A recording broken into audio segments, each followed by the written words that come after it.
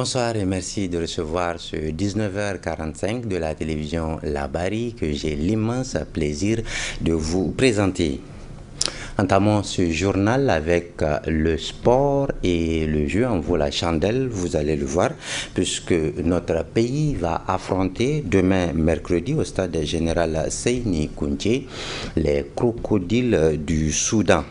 Ce match est comptant des éliminatoires de la CAN 2023 des U23. Un match qui a été l'objet d'une conférence de presse animée ce matin par les deux équipes à la Fédération nigérienne de football Finifoot. C'est avec Ismaël Moumouni et Soumaïla Abdou. Éliminatoire CAN U23. Le MENA va affronter le Soudan le 22 mars à Niamey. En prélude à cette rencontre, les deux équipes étaient face à la presse. Les Nigériens ont pris goût aux victoires. Le MENA national demeure conscient des attentes des compatriotes vis-à-vis de ce match aller. Nous sommes depuis une semaine, n'est-ce pas, un peu plus, au Centre technique national pour une mise au vert. En tout cas, tout se passe bien, que ce soit l'hébergement, n'est-ce pas, la restauration et surtout les entraînements. En tout cas, tout se passe bien. L'état d'esprit des joueurs est bon. En tout cas, il y a la communion, n'est-ce pas? Tout se passe vraiment comme nous avons souhaité. Les derniers joueurs ont été accueillis hier, n'est-ce pas, par le team manager. Il est venu de la France. Il s'agit de Blassan et de Philippe. N'est-ce pas? Maintenant, le groupe est au complet. Et vraiment, le moral est aussi au beau fixe. Malgré qu'ils vont évoluer sur les installations du Niger, les Soudanais disent être à la conquête des points. Ils vont jouer à domicile contre le Niger. Donc de toutes les façons, ils estiment qu'ils ont pris beaucoup de leçons, surtout partant du fait que ça va être un match à domicile comme au Niger. Et ils pensent que les Nigériens seront gonflés à bloc et ça leur donne beaucoup de raisons comment affronter un tel défi. Et c'est l'essentiel. Ils vont se préparer en conséquence pour faire un bon résultat contre une équipe à domicile. Avec une victoire du MENA, cela va propulser l'équipe à cette compétition continentale prévue au Maroc en 2023. Alors, tous au stade général Seyni Kounché le mercredi 22 mars 2023 à partir de 15h30 pour pousser les poulains des Zakariaou à la victoire. Sport toujours, cette fois avec le MENA Senior qui va également jouer demain mercredi les éliminatoires de la Coupe d'Afrique. À ce propos, je vous invite de suivre le sélectionneur Michel Cavalli. En ce qui concerne les deux confrontations que nous allons faire contre l'Algérie, nous nous préparons avec beaucoup d'enthousiasme, beaucoup de concentration, tout en restant bien vigilant et bien solidaire de ce que l'on va faire, parce que nous allons quand même jouer une des meilleures équipes d'Afrique. La fois dernière, où nous étions arrivés à Chaker, ça s'est pas très bien passé.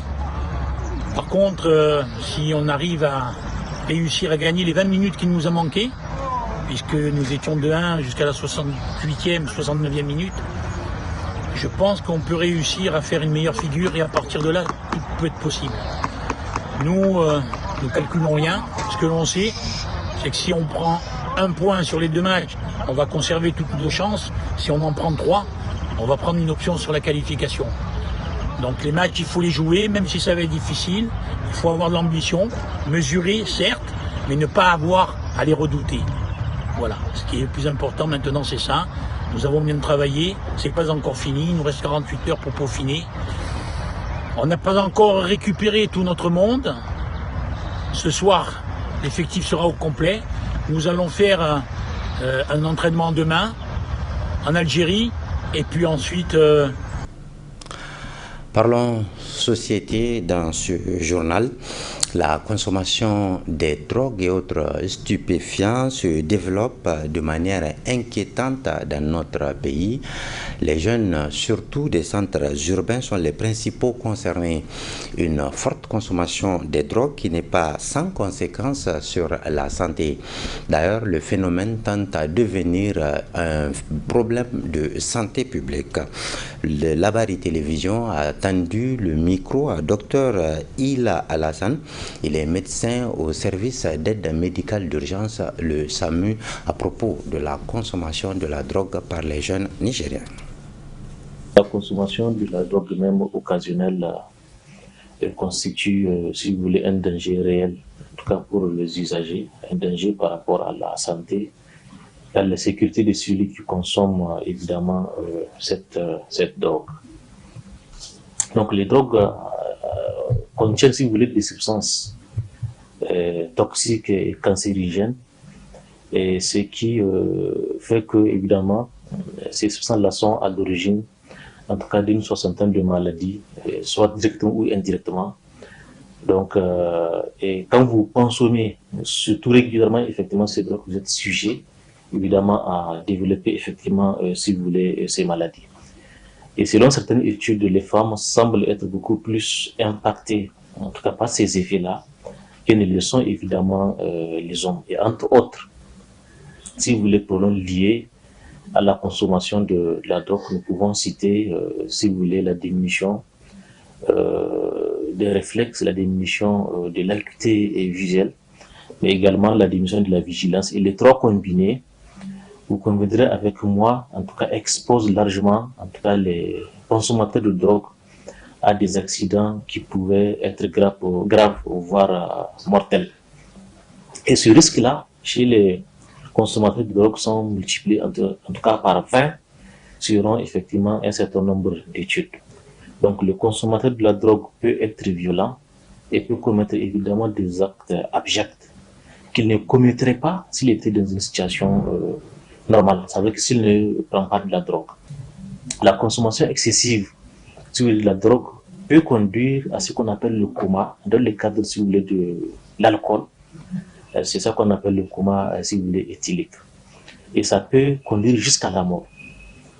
Donc, il faut que les gens comprennent que c'est un problème, en tout cas très dangereux, c'est un problème réel, et si vous voulez, de santé publique. Donc, entre autres problèmes, nous avons ce qu'on appelle l'addiction. L'addiction, ça veut dire la dépendance.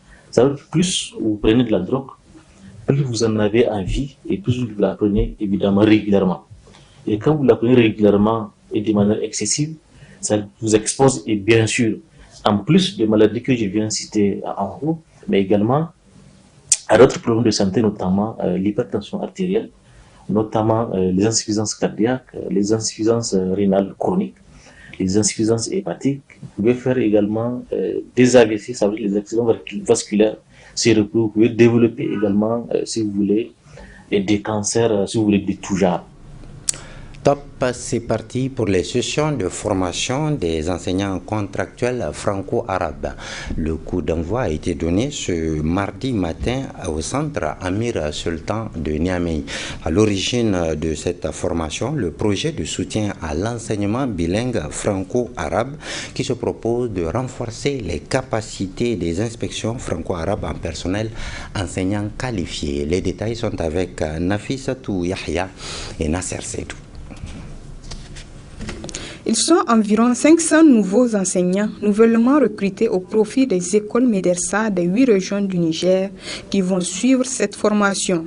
Une formation qui découle des activités prévues par le projet de soutien à l'enseignement bilingue franco-arabe PROSEB-FA. Cette formation n'est pas la première.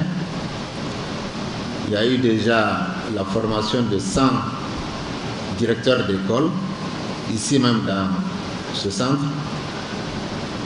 Il y a eu aussi la formation en informatique et statistique de 55 cadres du ministère de l'Éducation nationale.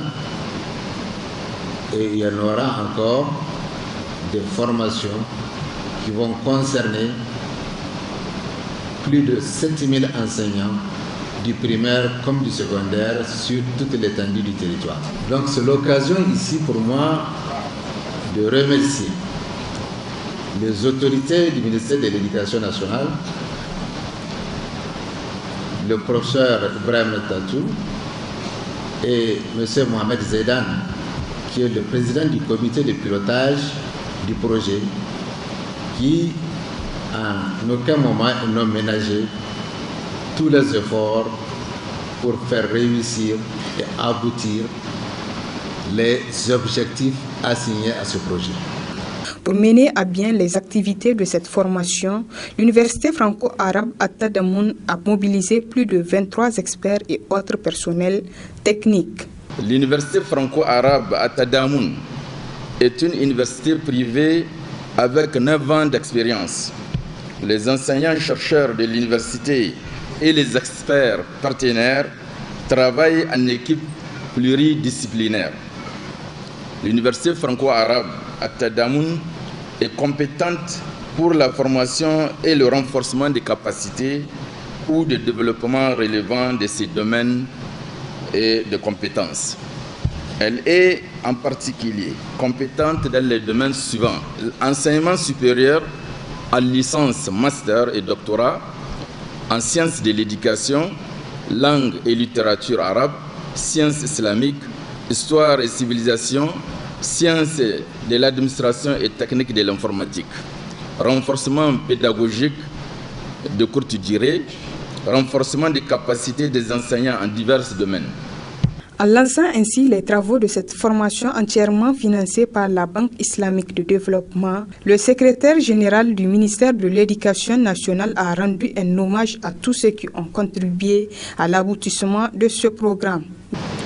J'aimerais donc, au nom du ministre de l'Éducation nationale, rendre un hommage sincère et mérité à tous ceux qui ont contribué d'une façon ou d'une autre à la programmation et au financement de cette session de formation. J'aimerais rendre un hommage particulier aux plus hautes autorités de la Banque islamique de développement à travers les responsables du projet de soutien à l'enseignement bilingue franco-arabe pour leur concours inestimable et déterminant quant à l'aboutissement du projet de l'enseignement bilingue au Niger. Sur une période de 3 semaines allant du 21 mars au 10 avril 2023, la formation est répartie entre 2 semaines de théorie et 1 semaine de pratique. Allons dans le nord à Agadez, précisément à Timia, une oasis située dans le massif de l'Aïra. Cette zone aride se distingue par ses maisons en banco et sa palmeraie verdoyante qui attire les touristes. Mais depuis quelques années, le tourisme est en baisse à cause des problèmes sécuritaires que connaît notre pays. Voyons cela de plus près avec cet élément de nos partenaires du studio Kalankou. Au pied des monts Egalach et Aroyan se trouve Timia, une oasis située au cœur des massifs de l'Aïr. Sur cette terre qui défie le paysage sec des vastes étendues désertiques et rocheuses, Timia offre un contraste hors du commun, propice au tourisme. Sa vallée regorge une multitude de sites touristiques qui n'attendent que des visiteurs. Depuis les années 2007, au début de la rébellion Touareg des Menji, donc le tourisme s'est un peu retiré. Il y a eu une accalmie, ça a créé un chômage, surtout au niveau des jeunes, au niveau des artisans qui vendent leurs bijoux et des caravaniers qui partent pour d'itinérer, qui partent vers les Bulma. Le manque de tourisme a créé un grand trou dans la commune de Timia. En général, presque dans le Niger et dans la région d'Agadez. Selon Aliman Amoumoun, gérant de l'hôtel Timia et l'auberge Tegoulmous, la promotion du tourisme interne présente plusieurs atouts. Les personnels des agences touristiques, ils cherchent à faire une initiative pour organiser du tourisme, comme le tourisme interne. Les Nigériens eux-mêmes, qu'ils peuvent voyager, donc découvrir leur pays. Par exemple, les gens qui sont des Niamey, des Zender, des Maradi, des Tawa, ils n'ont pas découvert l'Aïr, sauf ceux qui viennent pour le festival de l'Aïr. Même les expatriés qui viennent travailler dans le Niger, si ce n'est pas pour le festival de l'Aïr, ils n'arrivent pas à venir pour visiter l'Aïr. On demande et on lance un appel au niveau du ministère du Tourisme qu'il essaye d'organiser un tourisme interne. À travers sa réserve naturelle communautaire, la commune rurale de Timia entend protéger la faune locale et favoriser ainsi le tourisme interne. La mairie a un projet qui s'appelait RNC pour qu'elle organise des petits voyages en marche à pied ou à dos d'âne ou à dos de chameau pour aller découvrir les animaux qu'on trouve, les mouflons en manchette, les antilopes, les oryx, les babouins. En attendant le développement du tourisme local, Timia vit au rythme de ses jardins d'agrumes.